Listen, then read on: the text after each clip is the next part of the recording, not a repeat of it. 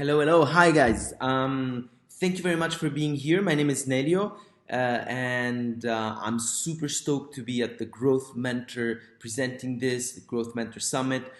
Thank you for being here. I hope you guys are enjoying this Growth Mentor Summit. I am. I've binge watched pretty much like all the episodes that came out. So can't wait to really start and testing all these new things that I've learned. I hope you're really gonna learn something out of this video.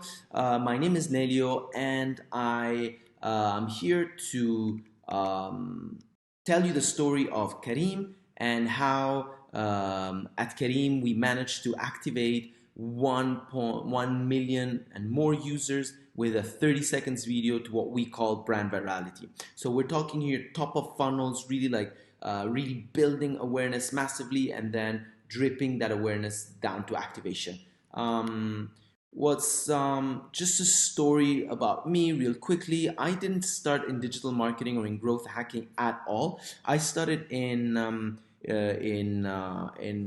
corporate. So I started like in big for like working for really big and fancy brands in Paris in the headquarters. I was at Chanel for a while as a international product manager, then moved to L'Oreal, and then after I moved here in the region in Dubai, where I met an amazing guy called Mudassir. Mudassir is the CEO and founder of Careem, and back then he told me, "Hey Nelio, we need a marketing guy. You seem pretty knowledgeable about marketing and all this stuff. Why don't you join?" And that's when I joined Careem. And when I first joined, it was just like a dinky startup. We were only 20 people. We had stinky offices, and after like 2 years, the place was like I could not recognize the place anymore because we went from 20 people to 3,000 people. We went from like 100 like 50,000 50 to 100,000 users to like 34 million, and we became the first tech unicorn of the region. We recently got like Careem recently got bought by Uber for $3 billion. So this is a pretty cool story. I also, after Careem, I just went bit off the grid, joined a community of really weird people called the Digital Nomads. That's where I really learned the power of lean, because I met like incredible humans that, based on the Tim Ferriss 4 Hours Work Week book that I really recommend you guys should read, is amazing. Basically, I met all these people that were building sometimes even multi-million dollar businesses out of like nothing. So no teams, no investors, not even like a proper office, and they were just basically location independent. And that's where I started my first agency and my first like freelancing gig. And I really understood how powerful a one-man show can be, especially when you plug in with other digital nomads that have the same lean mindset.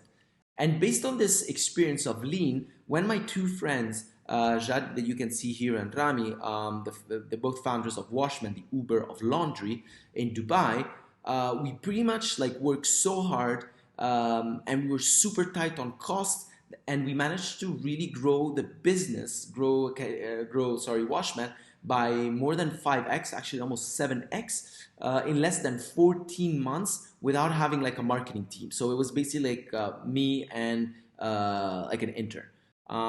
So yeah, so that is when I really started like really deep diving into growth hacking and high tempo testing and growth methodologies, and I saw the power of it. So after that, I decided to start my own agency called Urban Monks, which is pretty much like a growth hacking agency.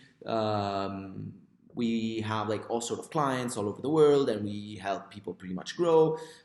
We've got awesome clients. We've got a lot of people that endorse what we do, but I'm not here to sell my stuff, so I'll just go really skip really through this. Just if you guys are not really familiar with growth hacking, it's fine. I was not familiar with it either, but this is pretty much what we believe it's like a growth hacker's manifesto. So the growth hacking manifesto says that we are growth hackers. We are the new generation of growth marketers. We set high tempo testing environments, means we pretty much we have like a rapid velocity way of testing things. So we don't wait like 6 months to test something. We do it like in a week. We seek free growth at all costs, so we're gonna go like in all different channels. We're gonna find all different ways to get organic before paid, and we never stop learning. So this is like a really basic aspect, because a growth hacker or growth marketer is a T-shaped marketer, meaning that you need to know from like coding to behavioral psychology. So something like super technical like coding, maybe like some front end like HTML, CSS, JavaScript, to behavioral psychology, which is like, it's not like, I mean, it's not technical. There's not like nothing involved in technical. So we build cross-disciplinary skills. This is really related to the never stop learning, because we need to have this like, we need to build this sort of T-shape. We need to make sure that we focus on everything that is cross-disciplinary, so we don't go vertical on one thing. It's not like, okay, we do Facebook ads and that's it. No, once we master Facebook ads, boom, we move to something else, and so on. We treat data as the new currency. That's why a lot of growth hackers really move towards data science. We are full funnel marketers, meaning we don't stop at the awareness stage, but we go from awareness to acquisition, then activation, then revenue, retention, and then referral. And then the last but not least is that we always scout new channels. Meaning right now, if for instance, like we are geeking out big times on TikTok and geeking out big times on other channels that might go under the radar for a lot of companies, like LinkedIn, organic LinkedIn as well. So we really focus on like really new channels, or like channels that others don't really use, to see if we can get something out of that. But let's go back to the story now of the Careem growth hacking. It's not really growth hack, it's more like brand hacking methodology, since it's more like really top of the funnel activation. So this is how we activated like 1.3 million users approximately. I don't remember the exact number, but that's pretty much it, in 11 days with $7,000 through brand virality. So just a quick note on Careem. So Careem is it's like basically like the Uber of the Middle East. I mean, I should not like define it like this, because we never defined ourselves as the Uber of the Middle East, but pretty much for you guys to understand, we are a ride-hailing app where you can book like all sort of stuff right now. You can also book like food. You can also book like proper cabs. So Careem is going more and more towards like a super app model. Right now, Careem is in more than 100 cities in more than 14 countries across Middle East, South Asia, and the company's value, like its value, over $2 billion in 2018, and in March 2019, Uber acquired for like $3 billion. So yeah, pretty interesting growth story, going from like nothing to become like this huge tech unicorn. It's pretty cool. So back then, Uber was like a real tough competitor for us. I can guarantee that we had this really fighting spirit of being like the underdog, because our mission was really to kick out this black wolf out of the region. But we must admit that Uber is super cool brand, super crisp, really interesting ways of doing things. I mean, the Uber brand is probably, and especially back then, was probably one of the coolest brand in the world. And us, well, if you look at the brand, how we looked like pretty much like the poor cousins of Uber. If you see this, I mean, we praised that we wanted to be local, so we put like pixelated pictures that, I mean, like, you know, I don't want to offend anyone in this picture, but the picture itself, it doesn't look very great. And then we wanted to praise our drivers, so that we called Captain, but then we put picture like this. I mean, I don't know about you guys, but when I see a picture of these guys, I don't know if especially if I'm a lady, I would probably not go in that car. Anyways, just fast forward, our brand was horrible. And so just beyond going the effort of redesigning a brand, we really had to go deep, like deep. And this is like the work that we did in the marketing team to really reshape the brand, but also while we're doing this exercise to really reshape the value and the culture of Careem, and to make sure that this value and that the brand story that we're telling was actually super strong for people locally. We didn't want to be like the copycat of Uber. What we really wanted was to be the shining light of the Middle East. We wanted to show the world that this region was not just like the CNN region that you only see on TV because like something bad happened. We really wanted to show like a positive example. We wanted to show like entrepreneurship in this region can happen and that we are going to show the entire world what we're capable of. And that's when we rebranded. We came up with like a complete different logo. We took one of the best designers in the region called Scott, super cool guy.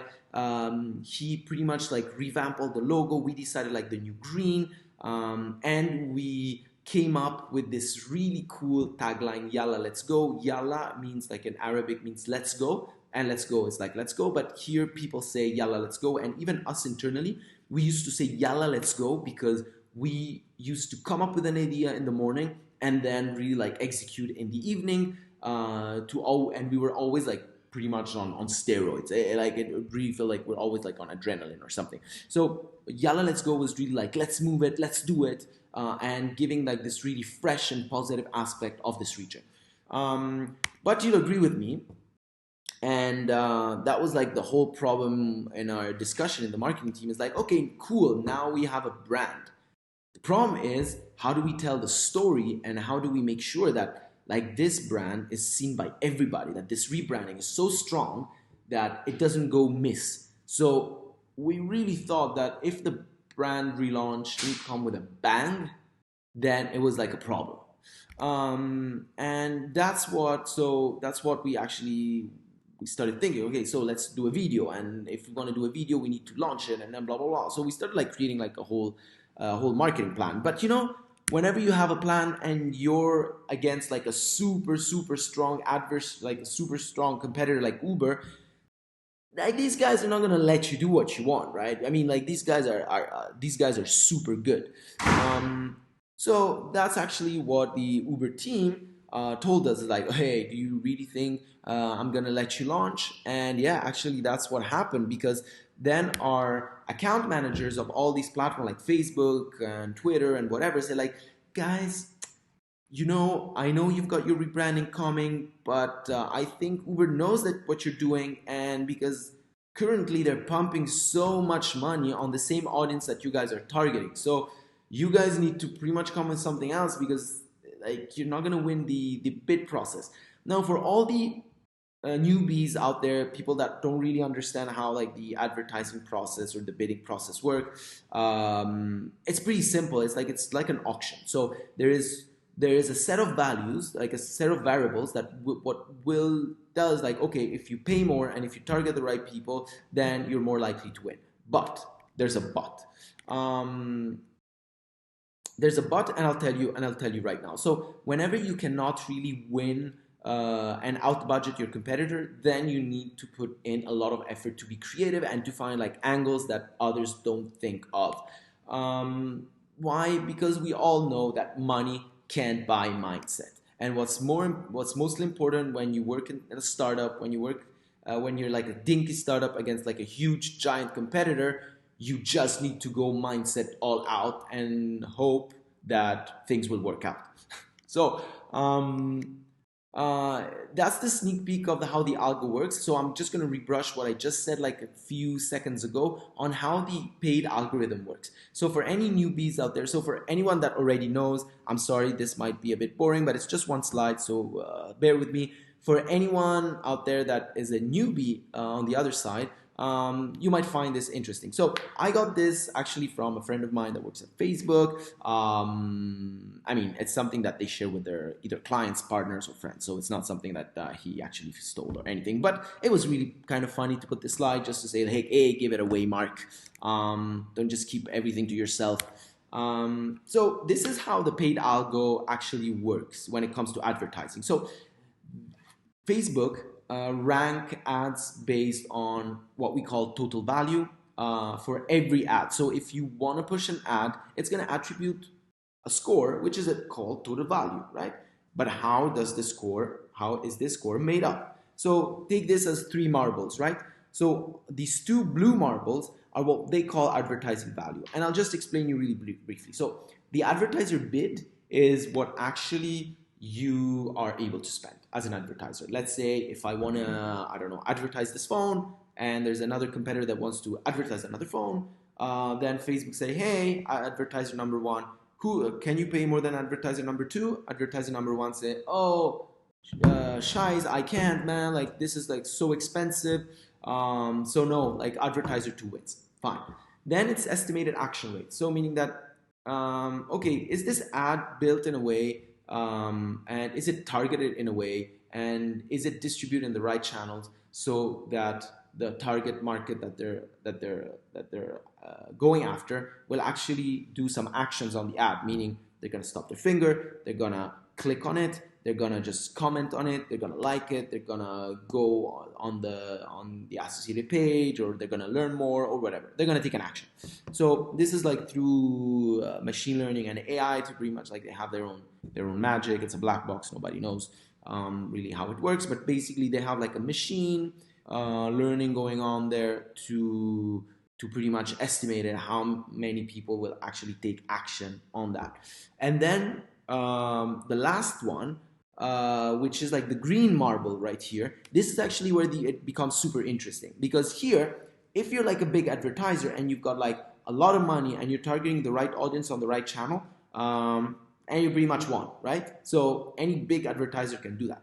The only thing, and that's where we started really banking everything and putting all of our chips on this blue marble, is that if you create like a super valuable user experience and you optimize the experience for customers, like for users on the platform, then Facebook gives you like a big premium. So that leaves a chance for small advertisers to win big advertisers. Why? Because Facebook people are not stupid. They want to give an opportunity to everyone, to advertise. Otherwise, what's going to happen? Only like Toyota, Coca-Cola, and other big brands could advertise, and like small brands like Careem that built pretty much all the growth on Facebook advertising and Google and whatever, they would not be able to do it. So that's actually a pretty smart way of doing it. So how did we do this? So we started realizing that, hey, we cannot literally compete on bidding. We cannot compete on targeting because we're going after the same market. So let's do some lateral thinking. And so we huddled up as a team, we brainstormed, and then someone in the team came up with this amazing idea. It was like, hey guys, let's do something. Let's just push out a video. And then someone else came out, hey, let's do it unbranded. And we're like, what?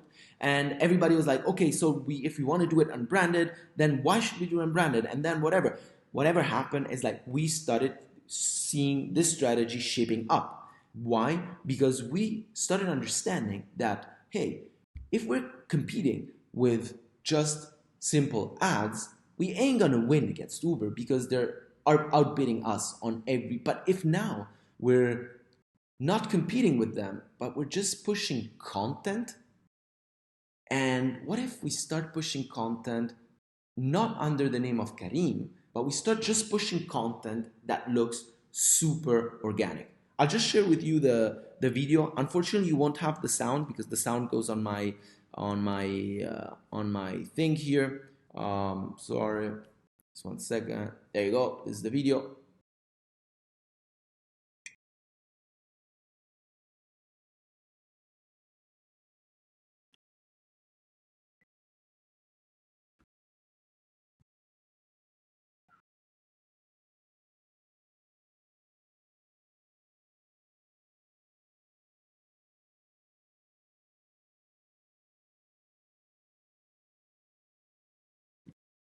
So as you can see here, there is no way you could know it's a Careem ad.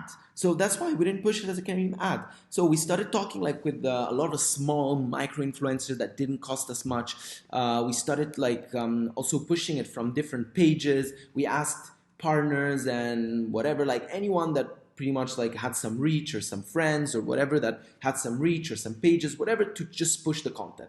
And we would drive this traffic either to the like a landing page where all the every user that goes on that landing page with a pixel get flashed by this pixel, so that then we can pretty much retarget him, and or just keep the video on the Facebook platform without migrating it to YouTube. Why? Because then as soon as you have like an average watch time of let's say 50%, then well, you can create audiences of all the people that watch the whole video. So then you can retarget these people, right?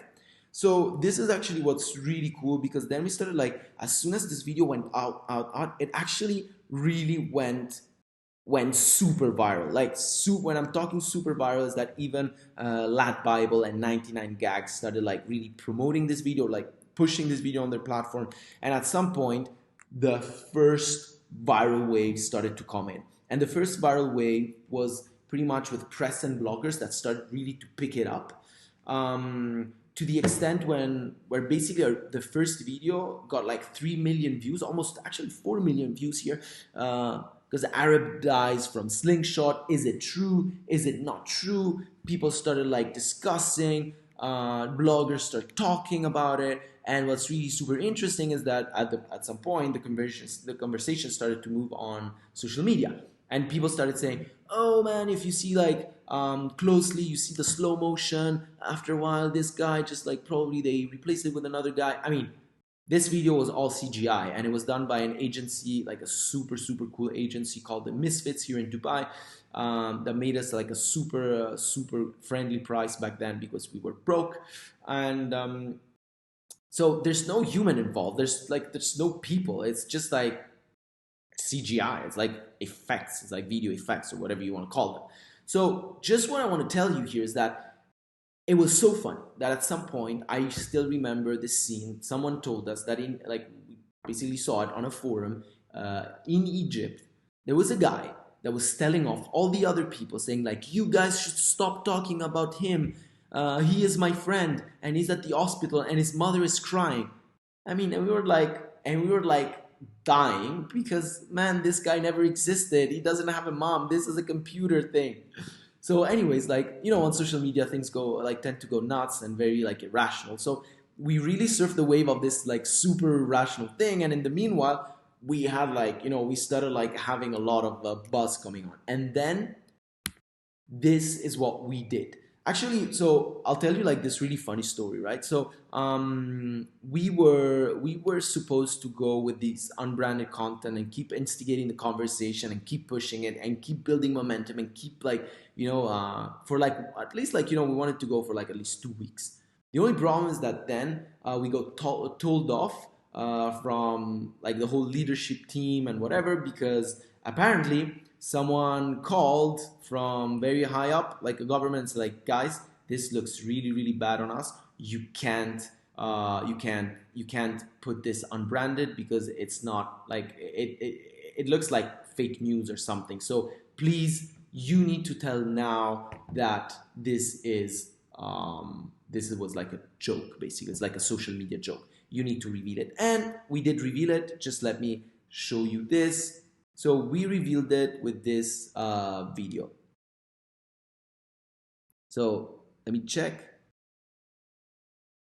يا باشا بقول لك ايه، انا نسيت اقول لك اني بخاف. بقول لك انت مش قلت هتيجي الاول ولا ايه؟ يلا اشوفك هناك ان شاء الله. السلام عليكم.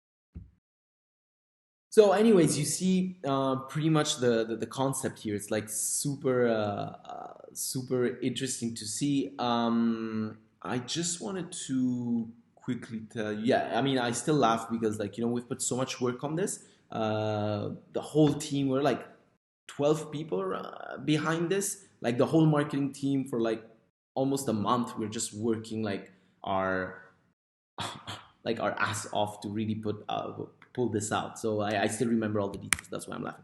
So anyways, what happened is that the third viral wave started to really come up, and this is when you had all these bloggers, influencers, press went super insane because we leaked that it was actually a joke and that you got punked and that Careem was actually behind this whole thing, and people went just like, it went really ballistic. Also, because we started retargeting with that video that I showed you, we started retargeting all the people that already either went on the landing page or that we could trace back. So that actually created like a third viral wave. And then a fourth viral wave, then it's like we started retargeting people with the ads then that contain the same sort of message or the same look and feel or the same kind of like reference to the video that we knew they saw. And at that point, our cost of advertising went super low because it was like the third level of retargeting. So they saw like first a piece of unbranded content, and as you guys probably know better than me, or if there's any performance marketer there, when you go just for video views or video watch, whatever that is, like the CPM is super low, meaning that you're not asking like you're not like expecting a hard conversion from your users. So Facebook is not going to charge you a lot of money for it because all you're doing is pretty much boosting or pushing people to see and to stay more on the platform, but you're not like asking them to buy anything. Then the second one was to show another video, so like the CPM went already like was still very low because it was just like a video. And then this was the third layer of retargeting, meaning that then we went like really more specific audience through like interest and behaviors, where basically we started really targeting the people that were actually in the region or that were relevant for these ads, so that it was not completely like wasting money and targeting retargeting everyone that watched the video, because we also had people watching in India and in Vietnam and in the US. So this was actually quite nifty because it really helped us out in not only acquiring new users, so not only in terms of awareness, not only in terms of acquisition, not only in terms of activation for the users, but also reactivation, because there were a lot of users that they've downloaded Careem before, but they've never used it, and after this, it's like, oh, actually, this is like a cool brand. It's like really cool. I saw the video. This is like, let me try it. So the result of the ops, so yeah, we put like an insane amount of work. I told you this is like, don't try this at home if you're just by yourself, because it is not a one-man show. We were like 12 people behind it. We invested something around between $7,000 to $10,000 with the Misfits, this amazing agency that actually won the Bronze Lion in Cannes for this advertising. They were like nominated by one of the best prizes, whatever. I don't really know about all these prizes, but like apparently it's like a big thing for advertisers. We invested more than 130 hours just for the launch of the video, but then preparing it and doing like all the growth hacking behind it and working with the data team as well to collect all the insight and building all the trackers, and then working with the internal performance marketing team, like was like a lot, like a much more. And what's really cool is that we earned like 17 million in earned media. What does that mean? It means that if we had spent, like if we basically wanted to push this content and spend money to push this content and push it through traditional media or in a more traditional way, we would have spent like $17 million. So that's pretty a good like ROI if you think about it, because if you spend $10,000 and some in distribution with a low CPM, and you gain the same traction and the same exposure of a $17 million campaign, I'd say like that's a pretty cool deal. And yes, we activated or reactivated more than 1 million users, whereas our rate of activation back then, like per month, would not exceed like the 200,000. So we went like pretty much 5 to 6 to 7x what we would actually do. And yeah, that's pretty cool, because you know what happened then, right? Uber bought Careem for like $3 billion. So that is like just to show you that when like money can't buy mindset, Uber could not like make us disappear out of the map, even if they had more money. Why? Because when you start thinking out of the box and you start using nifty ways, you can really beat the big guy. And the only way they could beat us, it was actually to buy us out. Now it's like not more about beating or not beating. Now it's a whole team, it's a whole family. So rock on Uber. It's an amazing brand. We're friends now. So and this is the amazing team that brought, these are all the early joiners of Careem, the ones that really fought in the trenches when we were just like a scrappy startup in a stinky office. And these are all the people behind that exceptional growth. So this is like my salute to all the Careemers. And yeah, that's pretty much like story of how we grew this brand and how we really launched this brand massively. And I hope you find this interesting. So if you have any sort of questions, remark, you can, or you want just to connect and chat, I'm very active on LinkedIn. You can really reach out to me anytime. My name is Nelio Leone. You'll find me, like I'm really all the time on LinkedIn, so we can chat, we can discuss. If you need more details, I'm really happy to go more into like the technical side of what we do or what we could have done better, or probably you should tell me what we could have done better and how we could have like maximized this even more. So that's all about me. Thank you very much, Growth Mentor, for organizing this amazing summit. I'll just close this now, and I'm gonna keep on binge watching all the other amazing things the other mentors are putting out. I mean, I've got like so many notes right now that I'm gonna test like in the coming weeks. And I hope you find value in this. And if you find any sort of value, please let me know. And yeah, let's keep in touch. Thank you very much. My name is Nelio, and I'm out.